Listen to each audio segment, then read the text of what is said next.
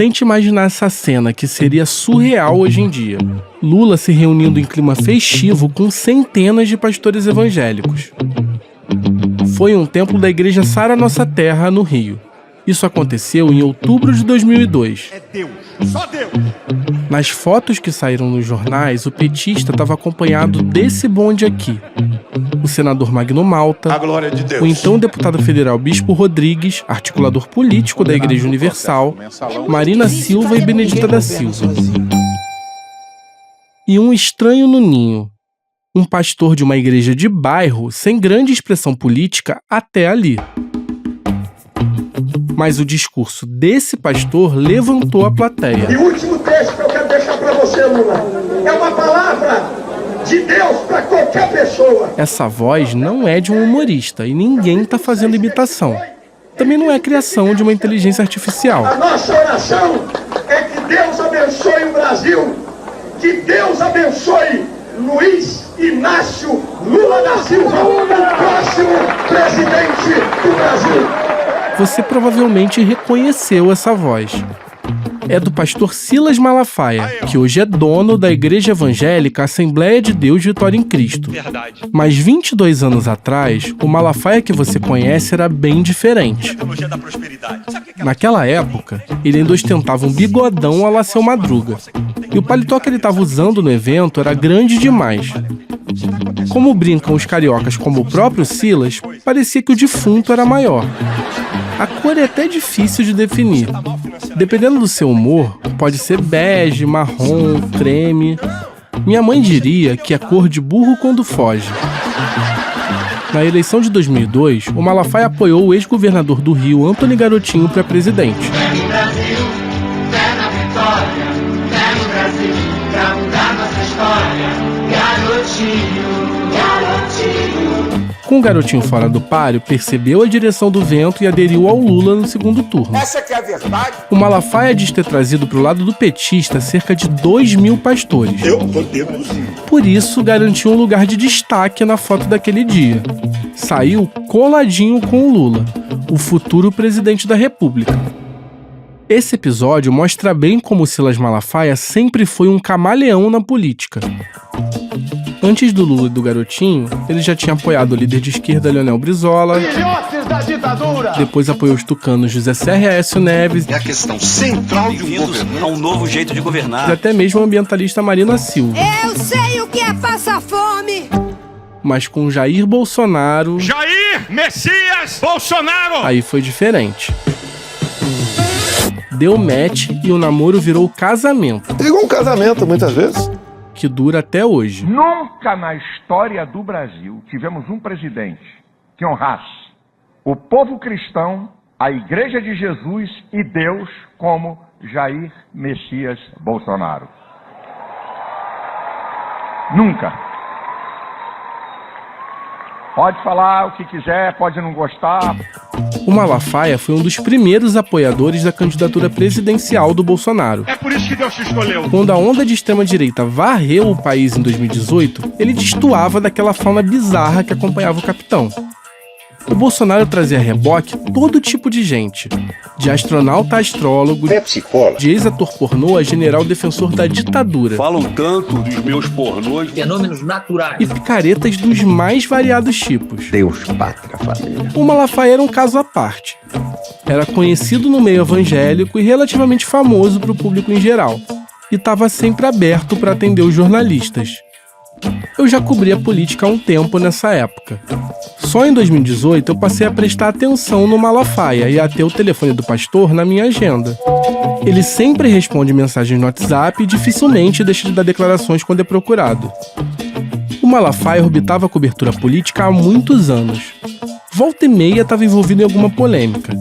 Era conhecido por atacar a população LGBTQIA+, as feministas. Se você chamar um homossexual de doente, eles querem te denunciar no Ministério Público. Com as polêmicas, virou convidado frequente de programas de auditório. Você ligava a TV e quando menos esperava ele estava no SBT com o Ratinho ou no Super Pop na Rede TV. Nós vamos receber aqui um dos pastores mais populares da comunicação hoje aqui. Ele, na verdade, talvez seja hoje a maior audiência dos evangélicos. Silas Malafaia. Vamos receber. Convenhamos, não era esperado ver um pastor famoso dividindo o palco com o fantoche Xaropinho, mascote do Ratinho. Mas essa exposição inusitada tinha motivo. Na época da eleição, aquele pastor de voz estridente era bajulado por políticos poderosos. Muita coisa mudou na vida do Malafaia do dia em que ele decidiu apoiar o Lula para quando ele firmou a aliança com Jair Bolsonaro. A principal delas foi que ele se tornou dono de uma igreja em 2010. Depois disso, o Malafaia tomou um banho de loja. Abandonou o bigodão e as roupas bregas e no lugar entraram ternos comprados nos Estados Unidos e relógios Rolex. Ele também fez implante capilar. Olha a arbitrariedade dele! Essa transformação, tanto na ideologia quanto na imagem, sempre me intrigou. Como o Malafaia deu esse salto em direção à extrema-direita? E como ele deixou de se portar como um homem de aparência simples para viver uma vida de milionário? Eu passei o último ano inteiro tentando encontrar respostas para essas perguntas. Entender quem Silas Malafaia é de verdade. Eu sou o Igor Melo, repórter investigativo do ICL Notícias. E eu vou te contar nesse podcast detalhes inéditos sobre o passado, os bens e a rede de relações do pastor. Eu também vou mostrar como Malafaia envolveu a família e até a igreja em rolos nos negócios.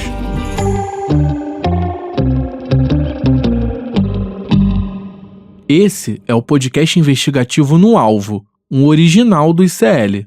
E essa é a primeira temporada, Império Malafaia. Episódio 1, Quem quer ser um milionário? Vocês estão com informação aí que eu tô até admirado. Que eu não sei de onde que vocês apanharam.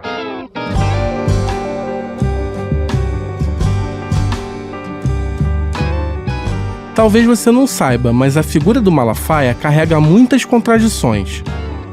A principal delas está na vida financeira dele. Os relógios Rolex, os carros importados, o jatinho e tantos outros detalhes mostram um típico milionário. Mas os documentos que eu reuni contam uma história bem diferente.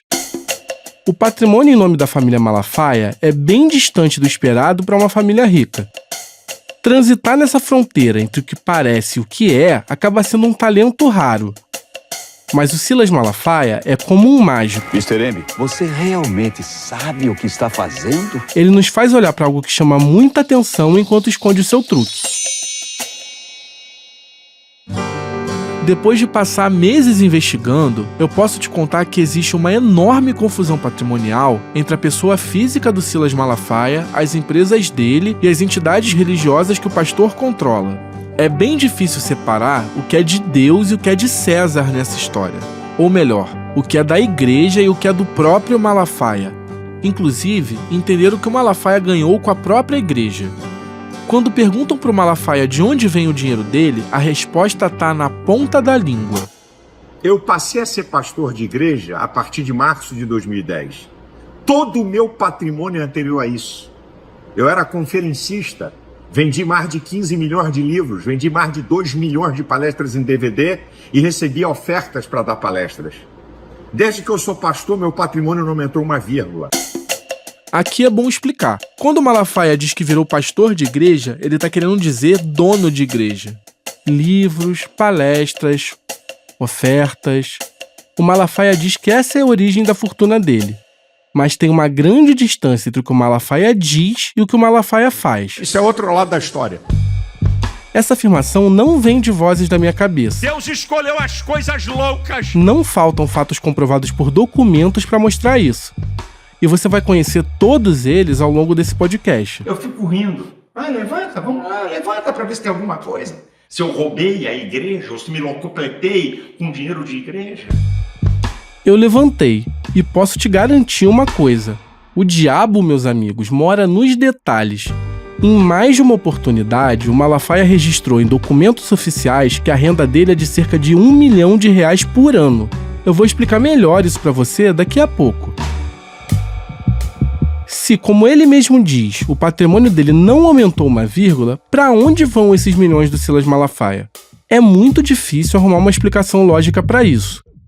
E eu preciso te lembrar que o Malafaia se tornou dono de igreja há 14 anos.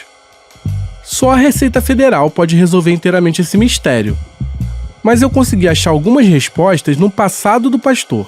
Por isso, precisamos voltar no tempo. Vamos conhecer esse Malafaia do Velho Testamento. Você quer saber o quê? O que você quer saber? Fala o que você quer saber da minha vida. Não tem medo, rapaz. Não roubei, não enganei, não tripudiei. Você tem que usufruir das vitórias que Deus te dá, meu irmão. Bota e fala, diabo. Fala, capeta. Mas fique sabendo que foi o Senhor Jeová que me trouxe até aqui. Há muitos anos, o pastor Silas Malafaia se vende como alguém que veio de baixo e conquistou o sucesso na marra, pela graça de Deus, tanto na vida religiosa quanto na financeira. Malafaia tem um jeitão de suburbano, de quem é cria das áreas mais populares do Rio. O modo como ele troca o S pelo R não me deixa mentir. É meu irmão pra lá, meu irmão pra cá. Olha o que a pessoa fala, meu irmão. Silas Lima Malafaia nasceu em 58 e é o quarto filho do casal Gilberto e Albertina Malafaia. Ele nasceu na Tijuca, tradicional bairro da zona norte do Rio, mas foi criado mesmo no Largo do Tanque, em Jacarepaguá, na zona oeste. Hoje, Jacarepaguá é uma área de expansão imobiliária do Rio, mas nos anos 60 era praticamente roça. Era tão isolada do coração da cidade que os novos baianos foram pra lá montar uma comunidade alternativa onde gravaram o clássico Acabou Chorares. Brasil, esquentai vossos bandeiros, iluminai os terreiros, que nós queremos sambar. Gilberto Malafaia, o pai dele, era militar da Marinha. Mais importante que isso, era pastor da Assembleia de Deus. Albertina, a mãe dele, era educadora e crente. Gilberto Malafaia se converteu na Assembleia de Deus no fim da década de 30. A empolgação dele com a nova fé contagiou os parentes. A família Malafaia é exemplo de algo importante no mundo cristão. Em outras igrejas, como a Universal, as chances de ascensão de novos membros a postos de comando são maiores. As Assembleias de Deus têm um quê de capitanias hereditárias. Pastores de renome muitas vezes deixam suas igrejas para os seus filhos. A minha família é uma família muito tradicional de pastores. Meu pai e seus irmãos, depois os filhos, né, eu e meus primos, e hoje meu filho e os filhos dos meus primos. A terceira geração de pastores. O pai do Malafaia fundou a Assembleia de Deus em Jacarepaguá, que hoje está sob o comando do Silas Filho, neto do Gilberto e filho do Silas Malafaia. Então receba com um forte aplauso nosso pastor Silas Filho. Glória a Deus, a paz de Cristo, irmãos, amém? Os parentes citados pelo Malafaia inauguraram outro ramo importante da Assembleia de Deus no Rio. Seu tio Carlos Malafaia expandiu a igreja para Campo Grande, na Zona Oeste, que hoje é o maior bairro do Brasil. A área também segue sob o comando da família Malafaia até hoje. Silas Malafaia viveu uma infância pacata antes de se envolver com a igreja na adolescência. Mas é melhor deixar o próprio pastor contar sobre sua infância. Eu vou chamar aqui a minha colega Juliana Dalpiva, colunista do ICL Notícias.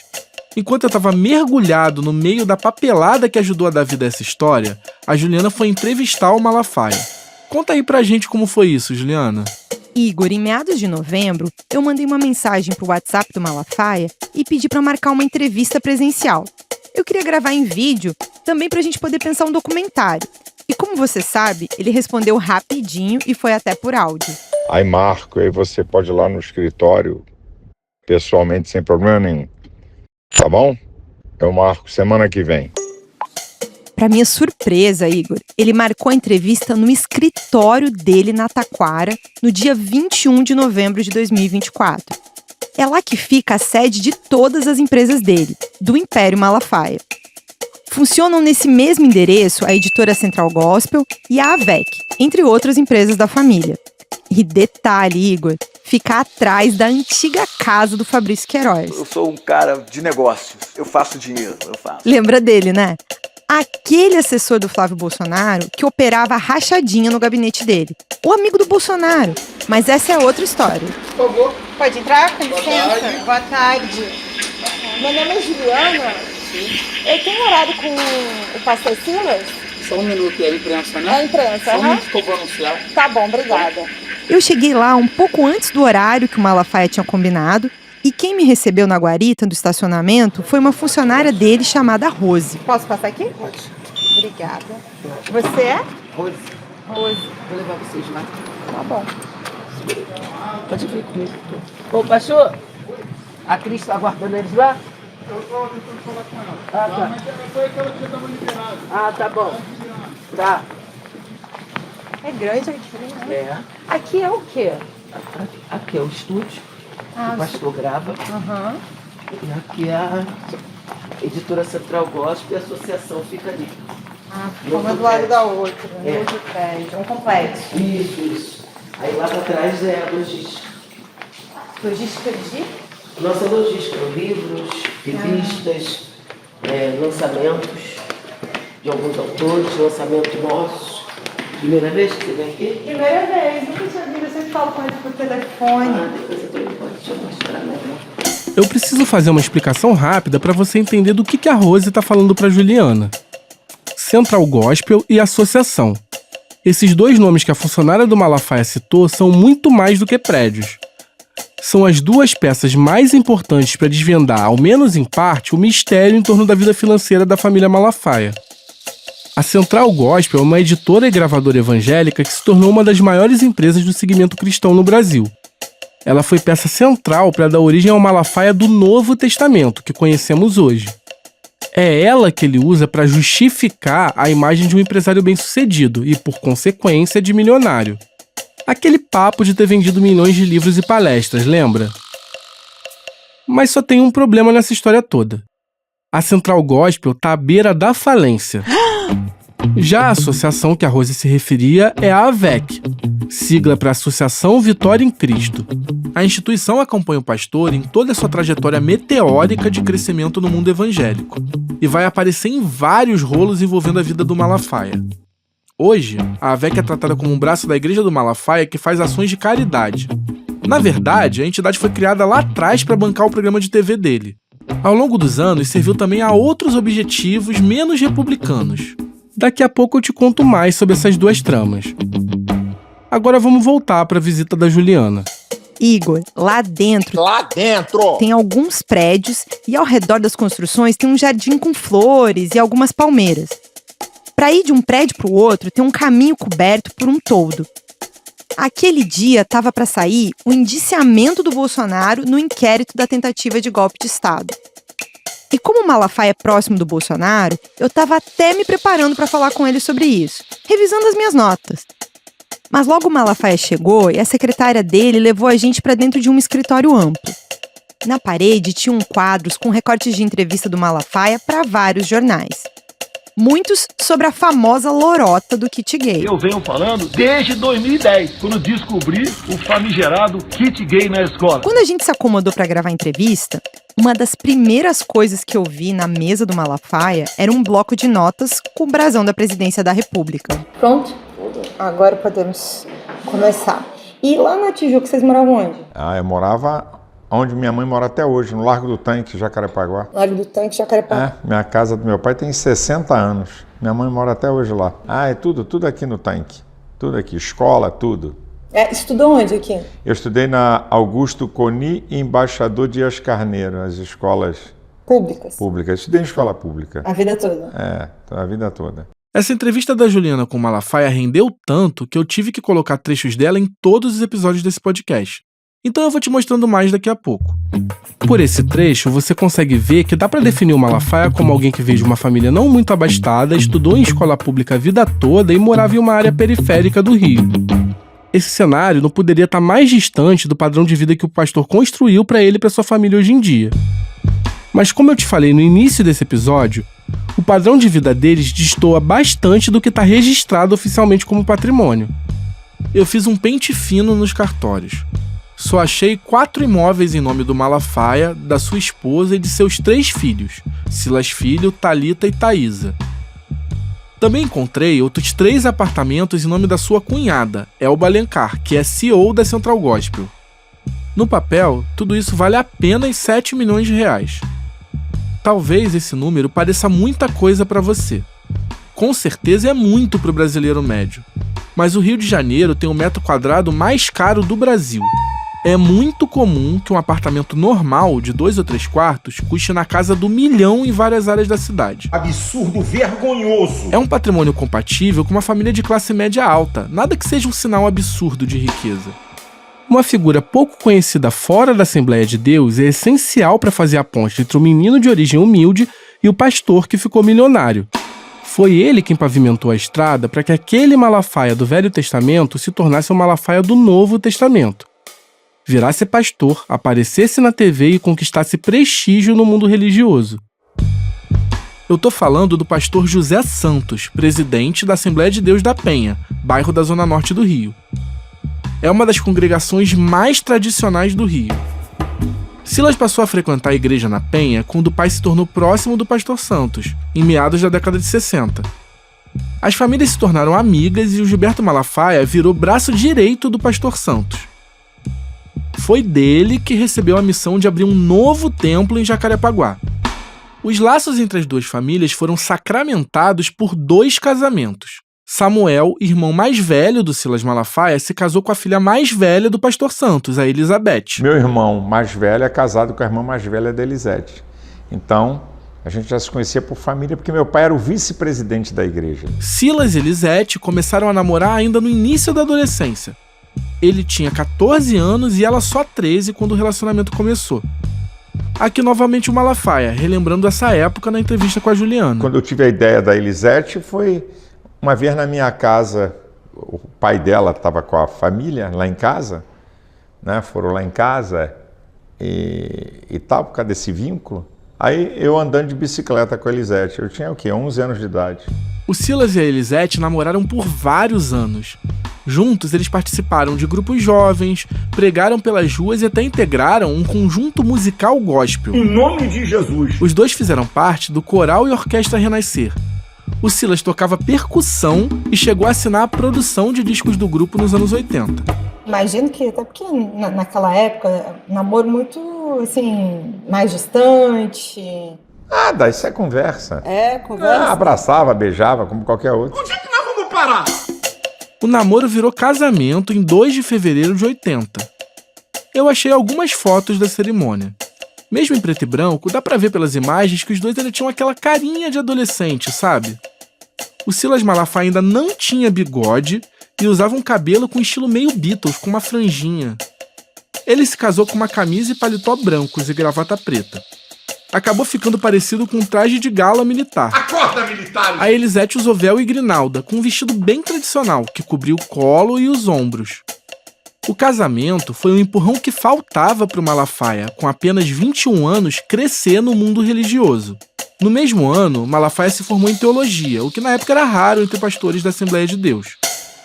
Sua vida começou a mudar radicalmente em 82, mais precisamente em maio. Num intervalo de 31 dias, ele se tornou pai, foi ordenado pastor e estreou na TV. É incrível! Até então, Malafaia tinha que conciliar sua atuação na igreja do sogro com o trabalho. O senhor trabalhava com outras... Trabalhava, eu era vendedor. Quando eu abandonei, eu trabalhava na Elman Chips. Elman Chips? Eu fui vendedor da Elman Chips. Antes trabalhei numa empresa como corretor de seguros, depois fui trabalhar na Elman Chips, aí depois abandonei para ser pastor.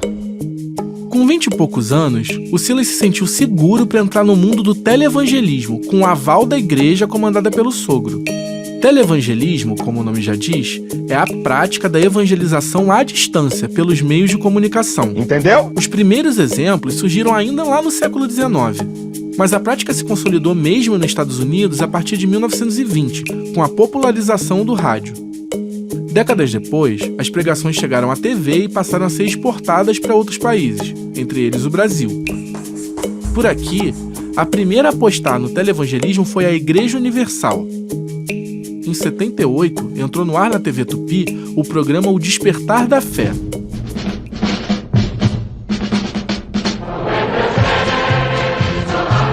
Ele era apresentado pelo bispo Edir Macedo, fundador da Igreja Universal, e pelo missionário R.R. Soares. Bom dia, Nordeste. Bom dia, Brasil. Estamos iniciando, pela graça de Deus, mais um programa, o Despertar da Fé. Que aqui vai uma fofoca gospel. Os dois são cunhados, mas acabaram rompendo. R.R. Soares então saiu da Universal para fundar a Igreja Internacional da Graça de Deus, que ele comanda até hoje.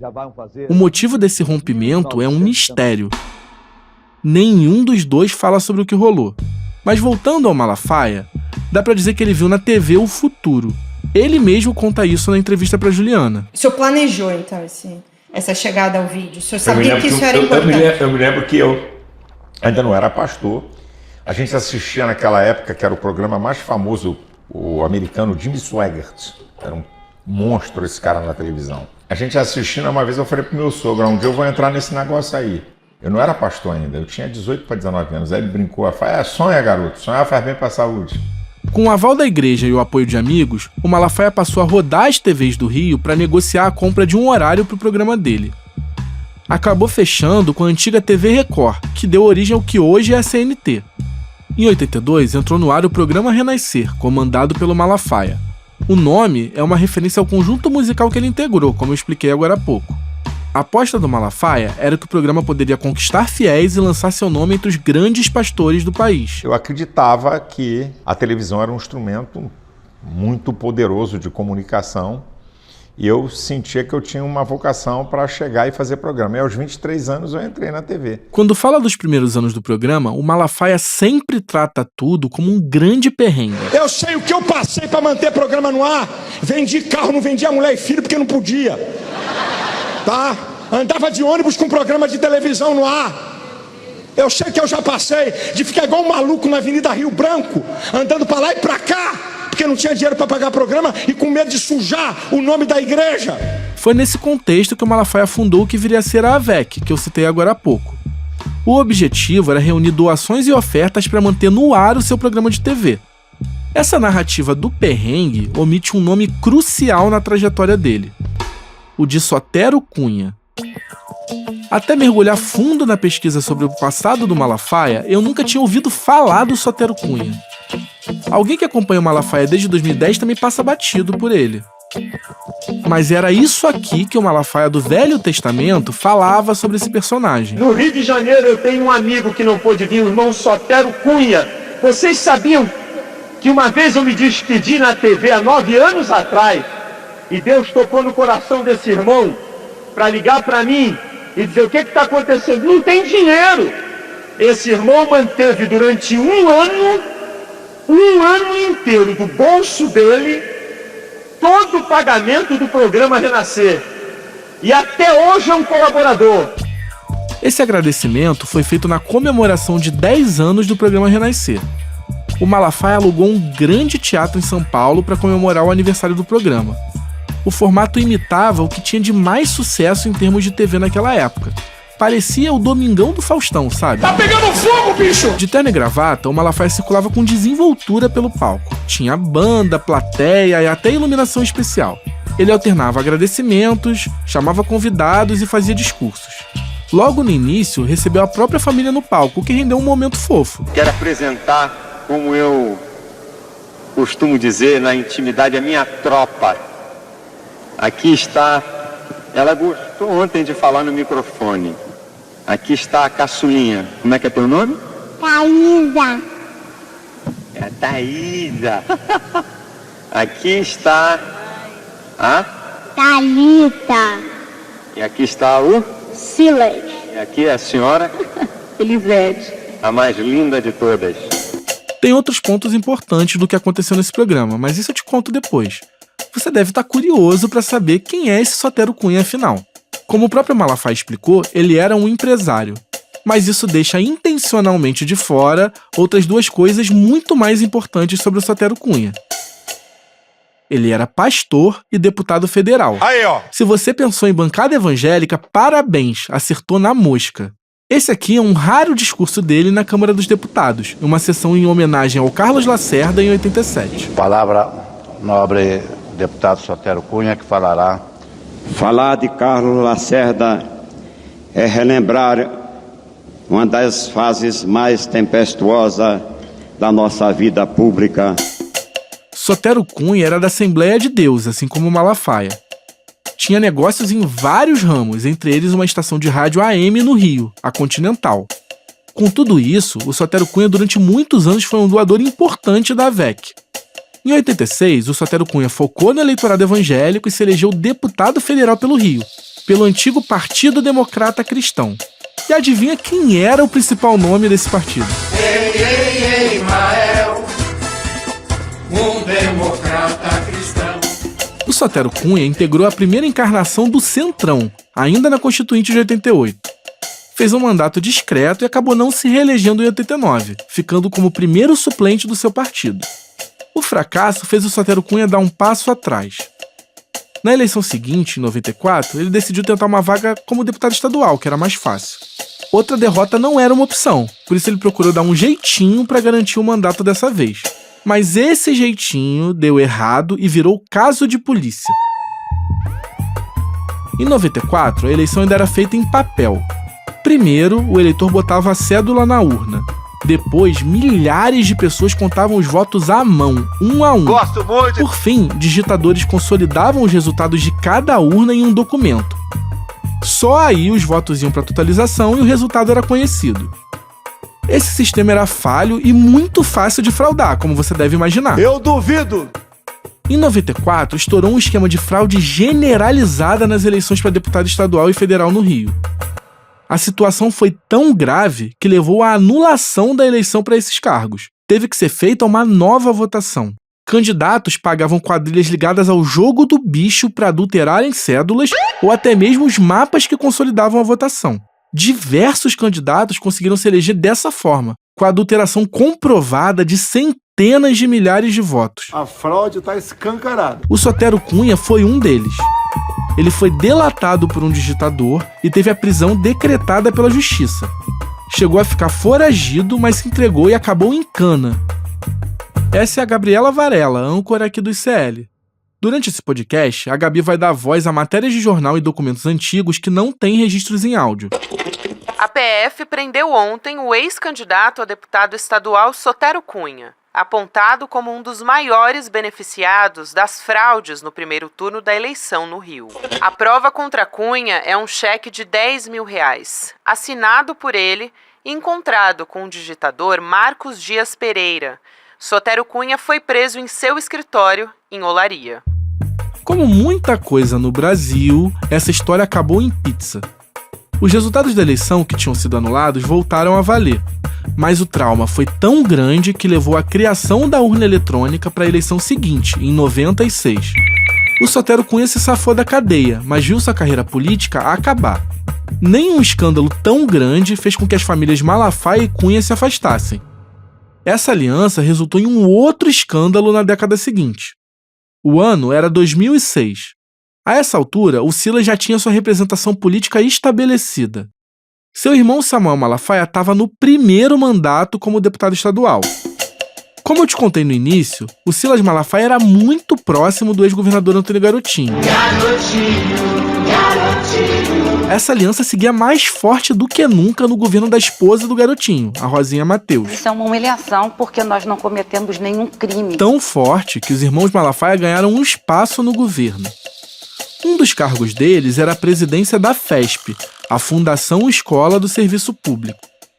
Esse era um órgão sem muita expressão, que ninguém conhecia. Mas sem muito alarde, a FESP começou a receber dezenas de milhões de reais para repassar para ONGs. Os donos dessas ONGs tinham sido doadores da campanha presidencial do Garotinho. Aí, ó. Uma outra parte do dinheiro foi enviada pela FESP para outros órgãos estaduais. Um desses órgãos foi o Instituto Vital Brasil, que produz medicamentos para o governo do Rio. É nesse órgão científico que os sobrenomes Malafaia e Cunha voltam a se encontrar em um escândalo. O Tribunal de Contas encontrou indícios de corrupção em um contrato para a compra de fraldas geriátricas. O dono da empresa beneficiada se chamava Altomir Regis da Cunha. Se o sobrenome não deixou claro para você, eu explico. O Altomir é filho de ninguém menos que o Sotero Cunha. Diante do escândalo, Samuel Malafaia foi obrigado a assumir essa bronca. ele confessou que foi o responsável por indicar os dirigentes da FESP, que por sua vez repassaram o dinheiro que foi para a conta do filho do Sotero Cunha. Aqui de novo a Gabi Varela. Ela vai ler uma reportagem do jornal O Globo de maio de 2006. Político ligado ao ex-governador Antony Garotinho, o deputado estadual Samuel Malafaia admitiu ontem que indicou tanto o ex-presidente da FESP, pastor Luiz Carlos Santos, que ao sair foi seu chefe de gabinete na Assembleia, quanto o atual, Paulo Sérgio Marques. Como a história é muito confusa, eu vou resumir.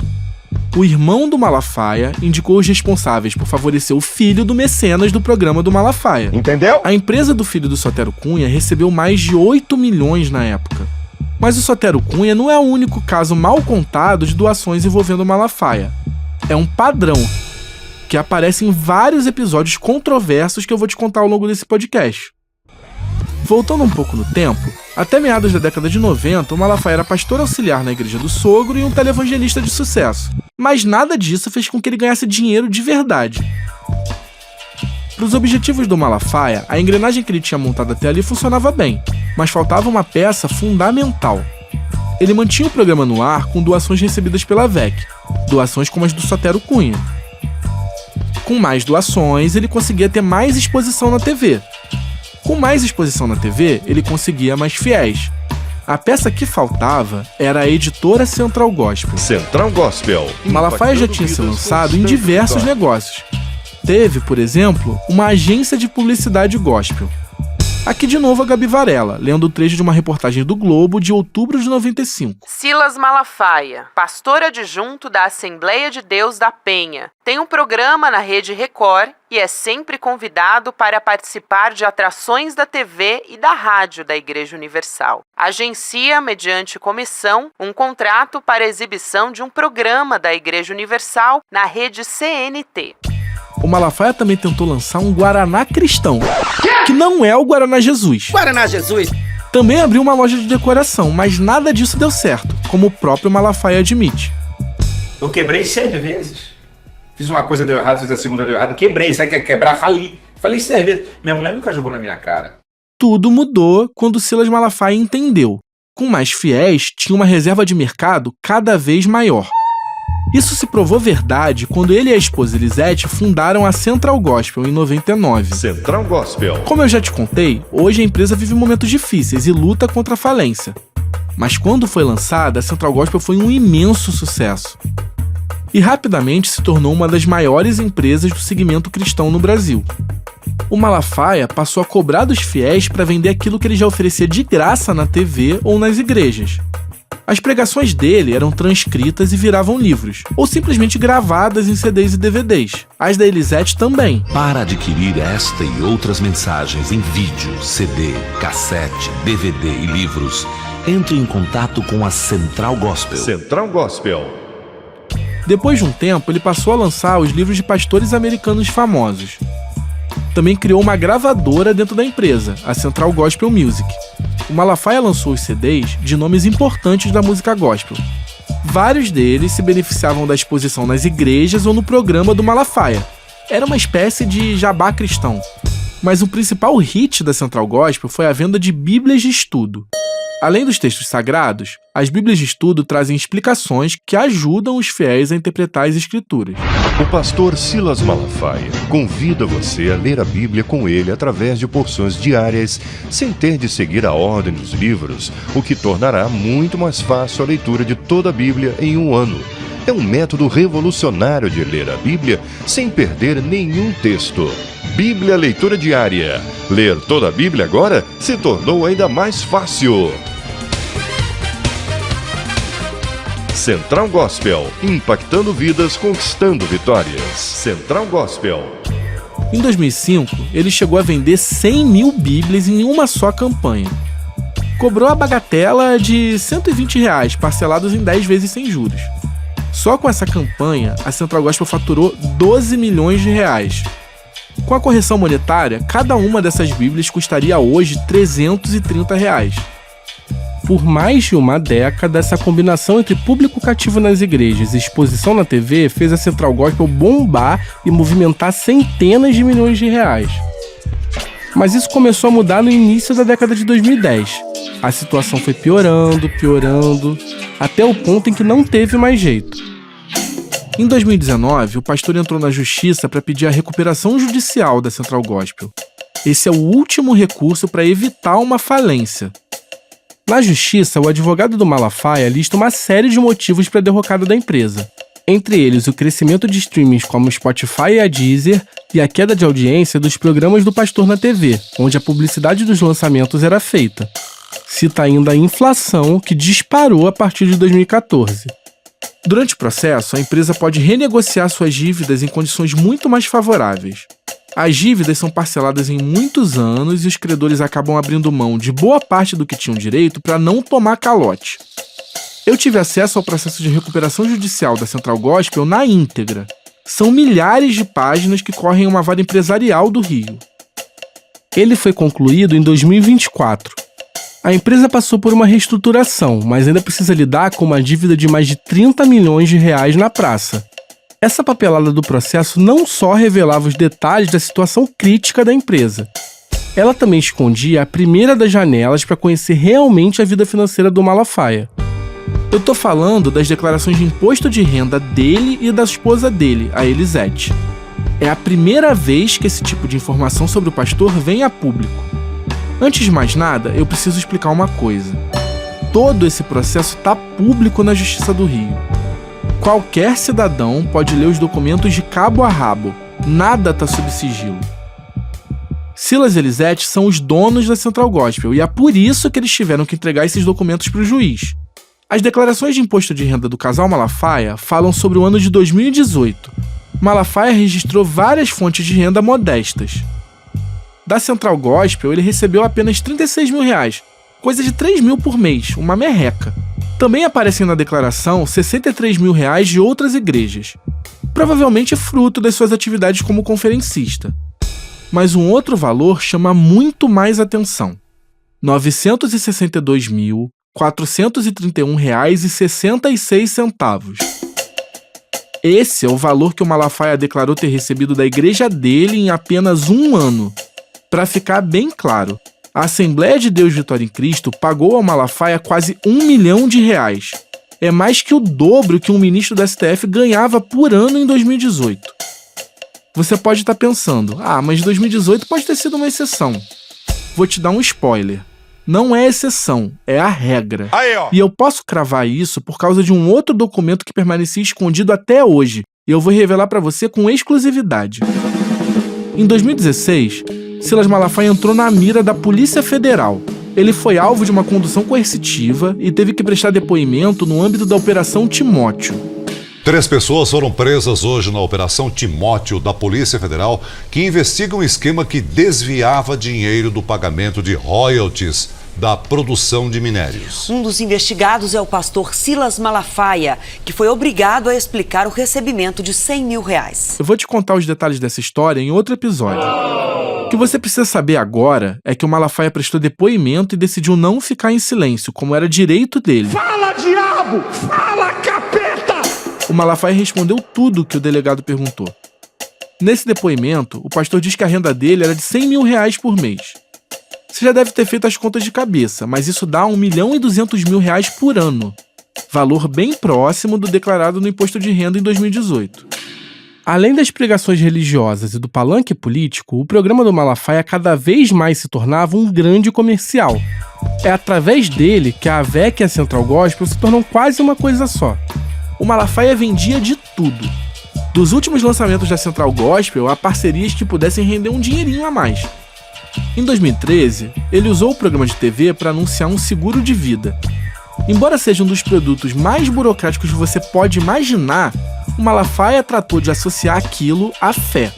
A parceria com a multinacional Zurich Seguros foi batizada de Rede Abençoadora. Conversa de golpe? No programa onde foi lançado, o seguro foi definido assim pelo Silas Filho.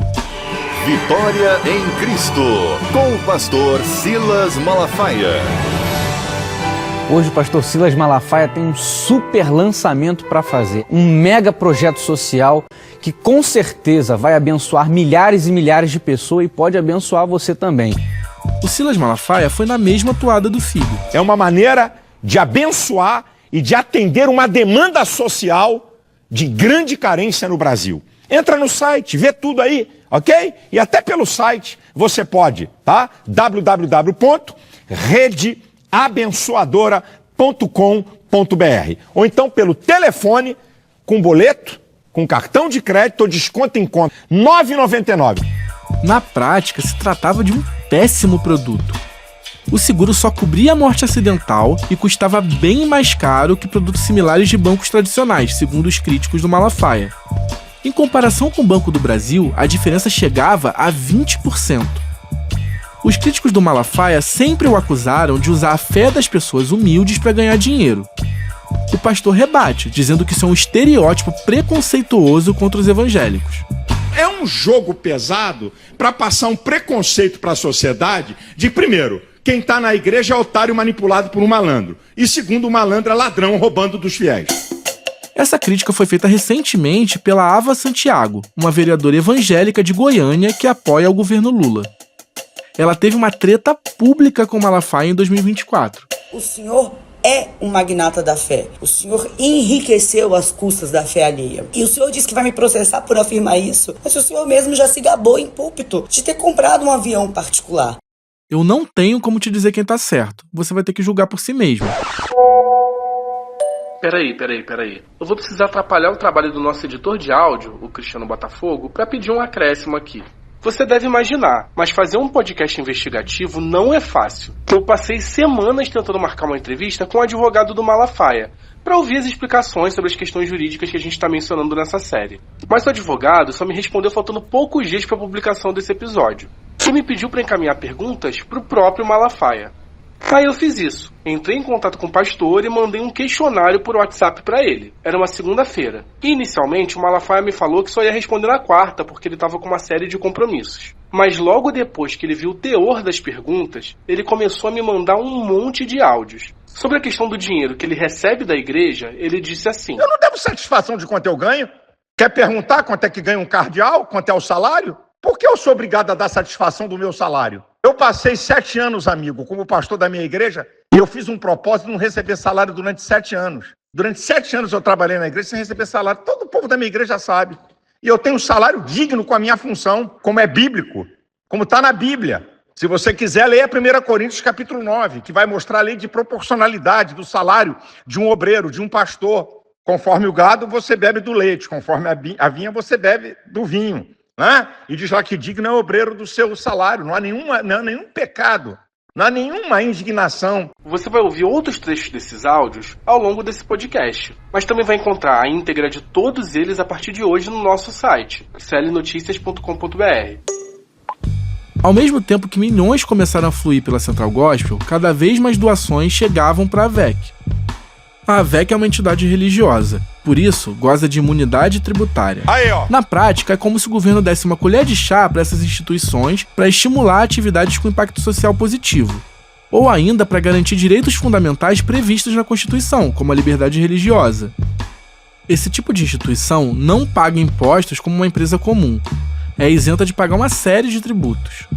É no nome da AVEC que foram registrados os 2 jatinhos milionários que o Malafaia já teve.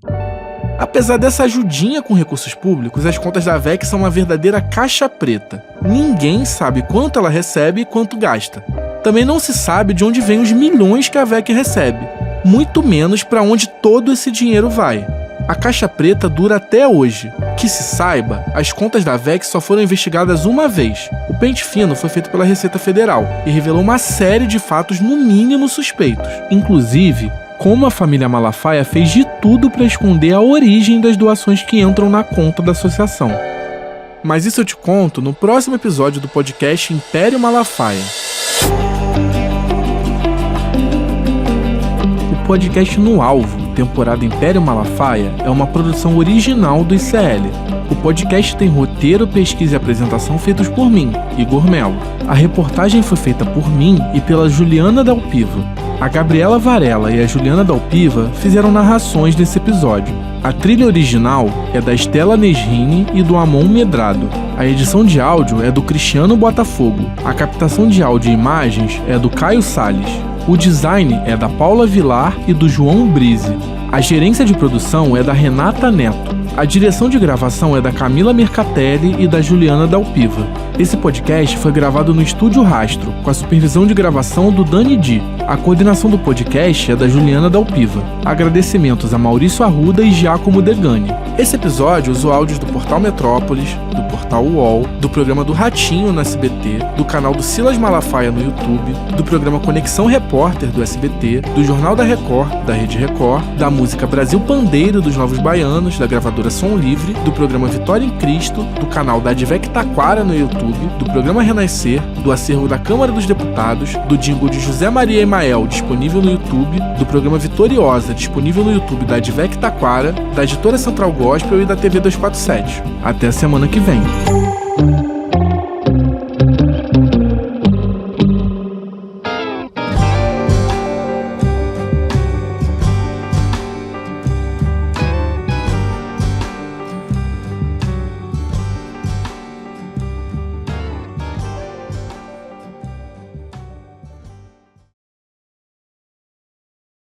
Que afronta